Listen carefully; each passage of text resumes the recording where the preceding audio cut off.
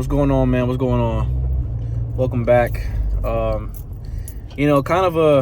This video, obviously, you could tell by the title, I'm a little bit disappointed on what I heard today from Dave Dombrowski in his press conference. At the signing of Adolis Garcia, which I was excited about. There's a lot of high reward that can come out from that. It's a low risk, 1 year, $10 million deal. But man, we got to be real about what this guy just said. He said that pretty much the outfield situation is set, and Justin Crawford, our top outfield prospect, our top prospect, will be getting a majority of the playing time to see if he's ready. And to be honest, I would not be as upset about that move if you go and bring in Ketel Marte or Alex Bregman, or even if you was to bring in Luis Robert and have Crawford play left. But you're not winning a World Series with Brandon Marsh, Justin Crawford, and Adolis Garcia in the outfield, and then the rest of the lineup staying the way it is with Bohm and Stott, and have Marsh being a platoon guy, probably with Rojas, and you're not doing it. You're not going to win a World Series that way. And especially considering that the Phillies have yet to sign JT Realmuto to a contract.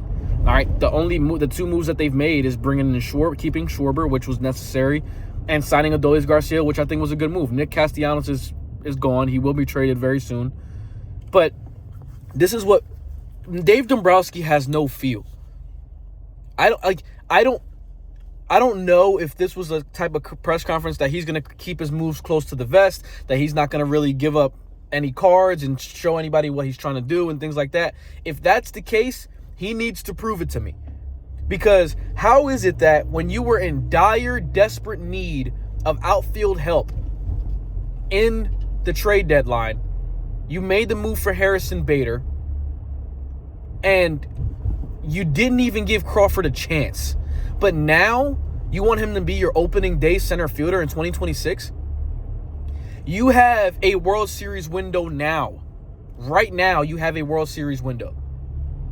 And you cannot bank on a guy like Justin Crawford or Aiden Miller or any prospect to develop right now. You can't, you're not in a rebuild.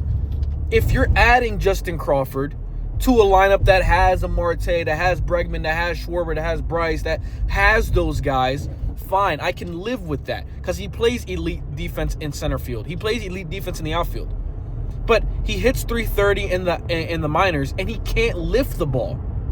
He cannot lift the ball. So any baseball player knows, anybody that knows baseball knows, the numbers you have in the minor leagues will diminish when you come to the majors. I don't believe he's going to be a .330 hitter in the major leagues. That's only for a certain amount of guys, and not being able to lift the ball, a ground ball in the major leagues is an out. You have to be able to hit the ball in the air. You have to be able to slug. You have to hit for doubles. And he is fast. He is very fast. Elite speed, elite defense. But you're banking on him being the guy in center field. With Adolis, who you want to have a bounce back year, you don't know how it's going to go, but you're banking on him to have a bounce back year, and another year older of Trey, Bryce, Kyle. You don't know. You have no depth.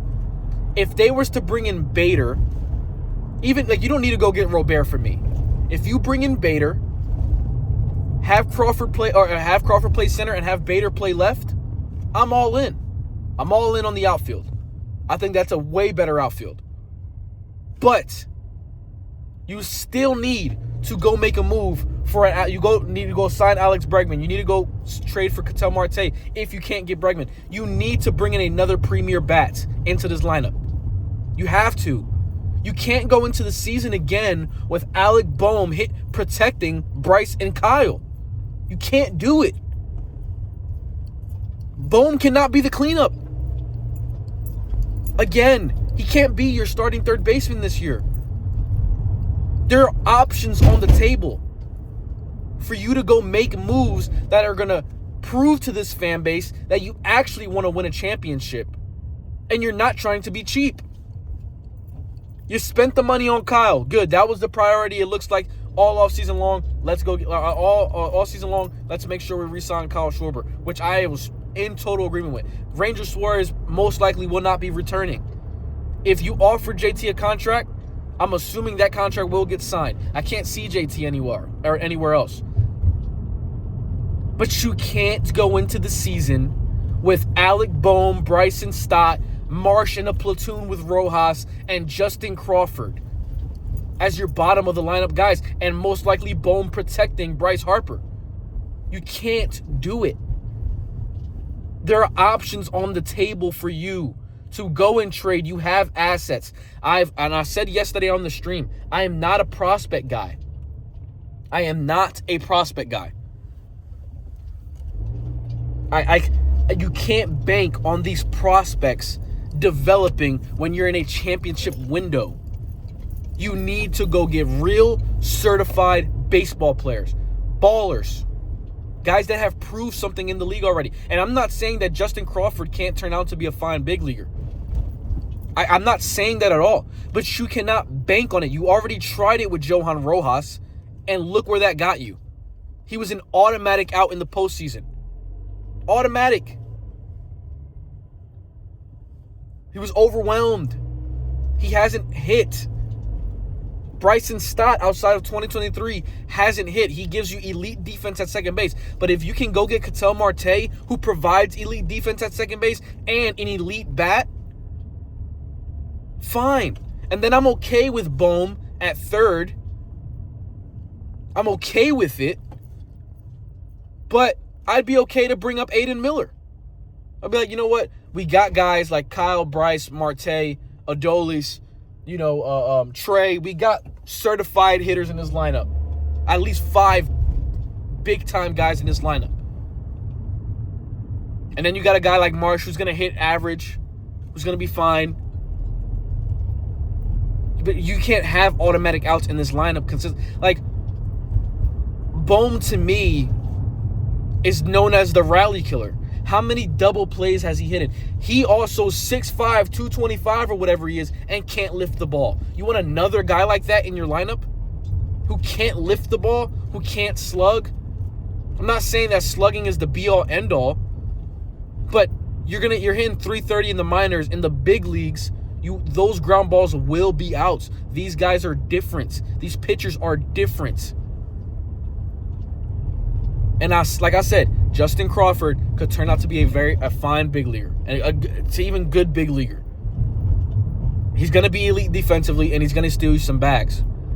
But this lineup's problem in the last 3 Octobers has been that they've shut down at the wrong time. They've fell completely flat on their face 3 years in a row offensively at the worst time possible.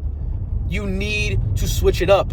If Adolis Garcia is the only move that they make offensively all offseason long, this is by far the most disappointing offseason for Dave Dombrowski.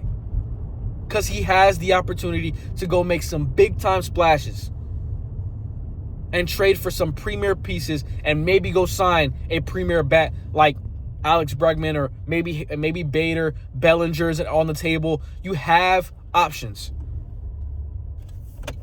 So if he decides just not to do it and we're just going to let's go sign JT and let's just go rock with this team and just have Adolis basically being the different piece and see what you got in Crawford, that is disappointing.